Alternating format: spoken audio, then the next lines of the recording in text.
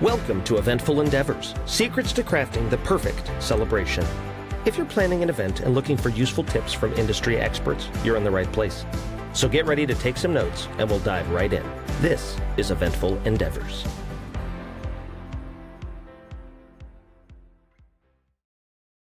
All right. Hello, everyone, and welcome to this edition of Eventful Endeavors. I'm John with Felix and Fingers. And today we have Ali Simcho. She is one of the co-owners of Wanderlust Weddings and Events, one of the premier Pittsburgh wedding planners. Ali, thanks for being with me today. Yeah, thank you for having me. I'm excited. So we always just like to start off this industry that we work in and find out what brought people to it. So how did you end up being a wedding planner? Yeah, always a fun question. I started a catering slash waitress job when I was 16 years old for the Pittsburgh Pirates. I have worked at PNC Park now for 20 seasons, which is insane because I'm, only 25, right? Yeah, been there for 20 seasons, going into my 21st season. I was waitressing, catering. I, during the off season, worked a lot of like corporate parties at PNC Park, a lot of weddings at PNC Park. And I remember seeing a like seating escort table with Pittsburgh popcorn on it and everybody's ticket or like seating chart number was on a Pittsburgh Pirate ticket. And I remember thinking, this is super cool. It was like my love for sports and my love for baseball, but also just like the wedding aspect in general. I felt super excited and like super happy that just like the bride and groom came up to us at one point and we're super thankful for the serving staff. And I remember just feeling so much excitement and joy in that setting for the first time. Obviously the Pirates the last 20 years have not been, too kind to us in the excitement factor. There was a couple good years in there that I've been there, but the wedding aspect really just brought so much joy and happiness to me in that setting. And I remember just thinking, I love weddings. Like I was probably 16 or 17 years old at the time. Was never a girl that thought about her own wedding day, but I feel like seeing it from that perspective on the behind the scenes aspect, I just really enjoyed it. In the meantime of me waitressing and serving for all the years that I was in school and in college, my sister was in Cleveland, actually in college. She had finished college in Cleveland. She's 6 years older than me. She had an education degree and had a really hard time finding a job. So she decided after 10 years of living in Cleveland to move back to Pittsburgh. When she did that, she met my now brother-in-law and we planned their wedding in 2014. It was in the Dominican Republic. There was many language barriers, lots of like, what is a pink rose versus what is a blush rose. And I remember thinking, this is the stuff I got excited for so many years before, right? Like the small details, the behind the scenes planning aspect. And after my sister's wedding, which was, one of the most fun weeks of our lives in the Dominican, my brother-in-law was like, you guys should do this. And we thought about it for a little. At that time, my sister had a handful of friends like just starting to get married. So we had planned like bridal showers here and there, some bachelorette parties. And then I really just kind of dove headfirst into saying, like, I think we could do this. And that's kind of how it started in 2015. So she got married in 2014. And then about a year later, in November of 2015 is when we kind of had a handful of weddings under our belt and we kind of launched our business. And that was about 10 years ago. So tell me, because a lot of wedding planners that we work with, it's always so-and-so's name, like Jane Smith's Wedding Planning, Jane Smith's Events. Tell me about the name Wanderlust. How did you come up with that to tag your company? Yeah. So being that my sister got married in the Dominican and just our love for travel in general, I think that we, one, knew that because there was two of us, we didn't want to use our names. Again, just my brother-in-law, who is very much in the business aspect of this, and he is 1/3 owner of Wanderlust. What if we get to a point where we want to sell our business? What if we get to a point where, we don't want to do this anymore? I think that I was like, okay, it can't be attached to something as permanent as our names. But with Wanderlust, our love for travel, our love for the beach, planning destination weddings. I mean, we do plan weddings all over the world. So we're not, privy to just being in Pittsburgh. We have a lead planner now who actually lives in Sarasota, Florida. And we do, as long as you're willing to pay for us to go, we'll go anywhere. But our tagline has kind of become traveling through life one celebration at a time. We feel that a lot of the clients that we work with are, you know, start to finish with their lifetime events. So even though we've done bridal shower, wedding, we roll into, gender reveal parties, we roll into first birthday parties, fifth birthday parties. So we've learned over time, a lot of our clientele kind of stays with us. And that's kind of where it came from. Yeah, and that was actually leads to my next question, because obviously weddings are probably your the majority of what you do, but talk about some of the other events that you do. You say you do birthday parties and gender reveals, and what are some of the main events that your company helps plan? Yeah, I would say a lot of times we do have return clientele, right? So if they love their wedding planning experience, a year, 2 years later, here comes first baby. And that's when people are really excited about, the gender reveal things that people are doing now, or the big baby showers. We do corporate events as well. So we do have a lot of return clients for things like holiday corporate parties. That's always a big one. But yeah, we are open to planning micro weddings, intimate small parties. We do, personal dinner parties, 30th birthday surprise parties. Like, I think that luckily people are realizing more and more how many small details go into planning events like this. So, any event, big or small, I have, friends reach out. And yeah, we're really open to planning whatever, but 90% of our business typically starts with the wedding planning process. Now, there's obviously a lot of different places nationwide, but specifically in our market here in the Pittsburgh region for weddings. You've lived here a lot longer than I have. What are some of your favorite venues in the Pittsburgh market, where when you walk in, before the first decoration is put out, you know that this venue is just something special about it? Yeah, so the Audrey is a good one in Canonsburg area. It's not super far for me in the South Hills, which is nice because the South Hills is definitely lacking some of the bigger venues, but the Audrey is a really well done one. It's, pretty modernized, super pretty without having to do a lot, which I really like. Winter Garden downtown, also super pretty, super very like modern black and white, a lot of natural light. The staff there is great, food and, bar is all included, which is nice. We kind of like that exclusive, walk in and here's what the price is for kind of all the big things, which is nice. Um, Hotel Monaco is always a great one. Those are probably my three more city-like ones. Pittsburgh Botanic Garden is amazing. It's like indoor, outdoor, out in the Oakdale area, which I also love. They have a ton of great caterers on their, preferred vendor list. So that's probably a good one too, just for the kind of garden feel and not so much city industrial like feel. No, obviously we do entertainment for weddings, and as musicians, we're always figuring out the newest songs, or the stuff we used to do that doesn't work, and the jokes we used to tell that we have to update.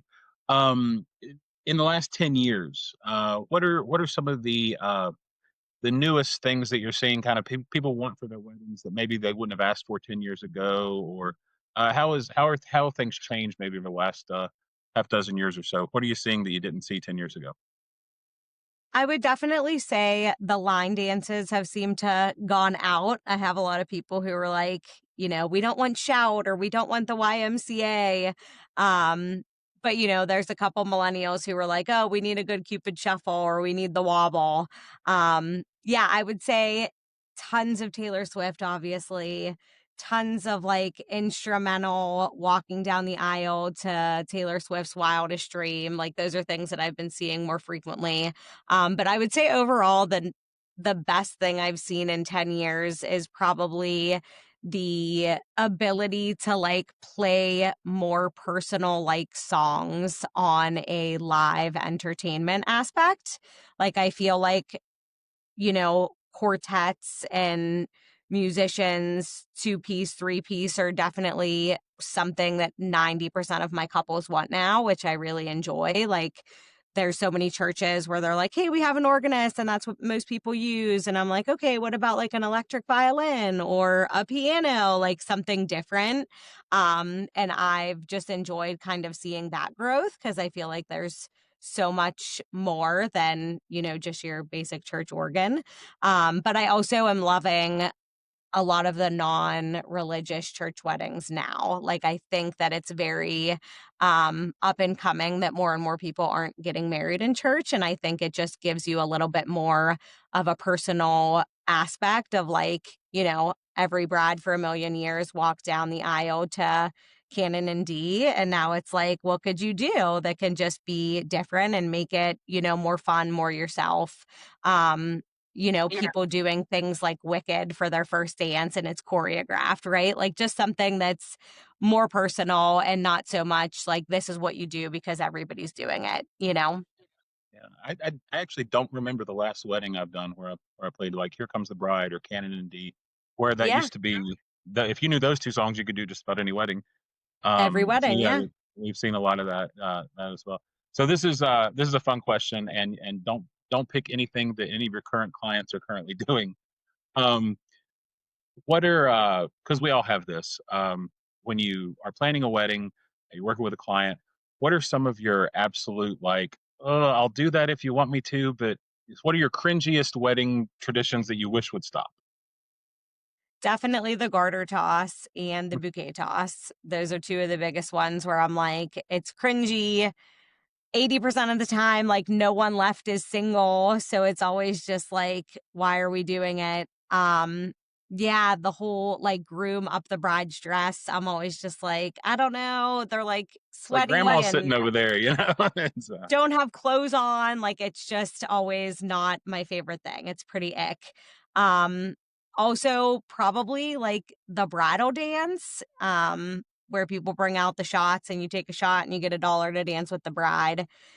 Not that it's not a nice gesture to have everybody come up to like dance with, bride or groom, but I think it just takes a lot of time. Like it's a lot to like choreograph getting people to where they need to be, getting the shots ready, working on the money bag. I just like prefer that people not do it because I think it's like a whole just like a buzzkill to the dance floor, trying to get everybody where they're supposed to be. And then it just eats like a lot of time. So those are probably the two bigger things where I'm like, I don't typically recommend them, but if you want to do it, I'm here to help you to make it happen. Oh yeah, we always say, "Hey, we wouldn't do that," but you're the client, so they're allowed to they're allowed to do what they want. Yeah, even just from like a timeline standpoint, like when they're both introduced in, like trying to get the first dance out of the way and trying to get them to cut the cake just so they can be seated and things can kind of start moving for dinner. So many people are like, we don't want to do our first dance before dinner, or we don't want to cut the cake before dinner because it doesn't make sense. And I'm like, from like a venue standpoint of like catering, removing the cake and then cutting the cake, like these are things that make sense. But you always have some pushback and people are like, this is what I want to do. And I'm like, okay, that's fine. And then, it's just something we have to figure out in the timeline with how it works. But I would say most of our couples pretty much just trust like how we kind of run it. This is like a timeline, template, go through it and see if you like it. And usually it's fine. But yeah, always just depends on like the food service, how the food's coming out. Is it several courses? Is it stations? Those are all things that we kind of have to figure out to make sure that all those things make sense. So you have a couple, they just got engaged. What's your best advice to them? Their very first step, what should they be doing? Guest count, guest list for sure. I think that people don't realize how much it actually costs to invite one person or a couple. And I think it's the most important part to understand where you can have your wedding, how much space you need, and then really just understanding your budget, obviously. So like they kind of go hand in hand. And I think those are two of the most important things. I have tons of people who are like, we picked a venue first, but this is how many people we're at guest wise.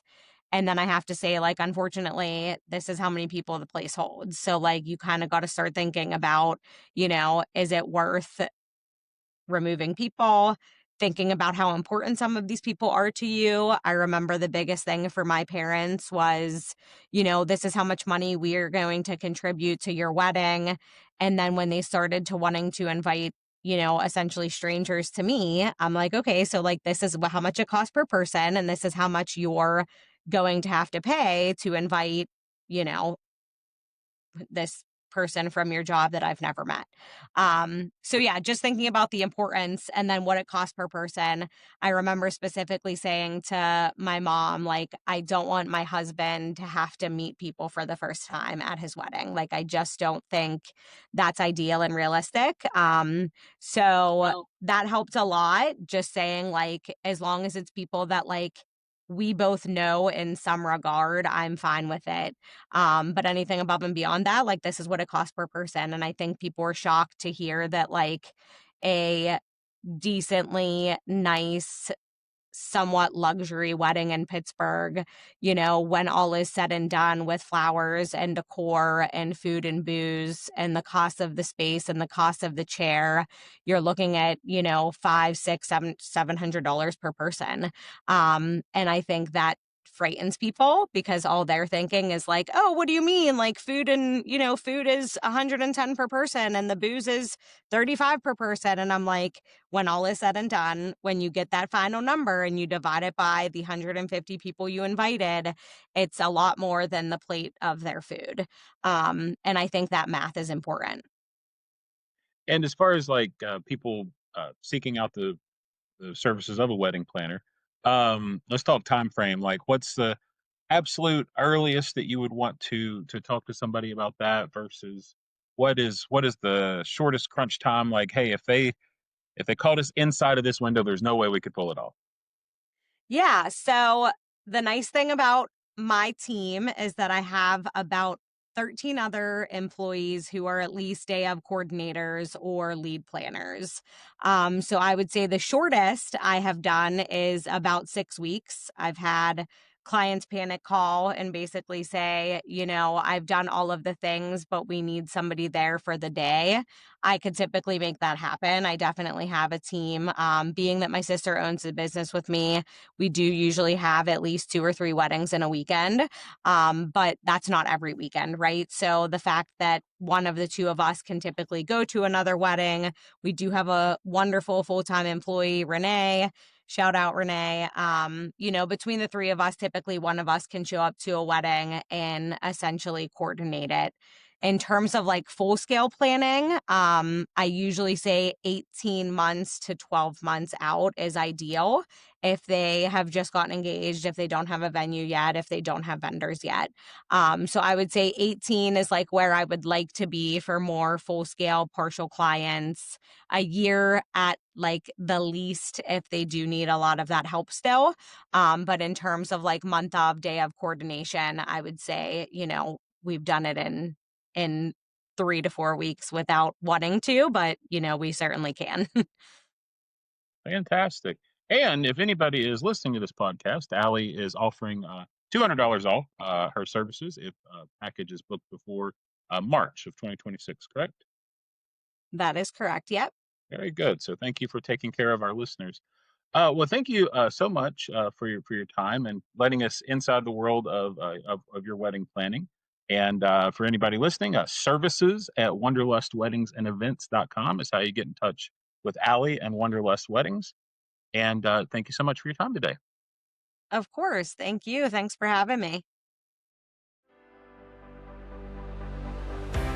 Thanks for listening to another episode of Eventful Endeavors, Secrets to Crafting the Perfect Celebration. We hope to have left you with some actionable ideas for your own event.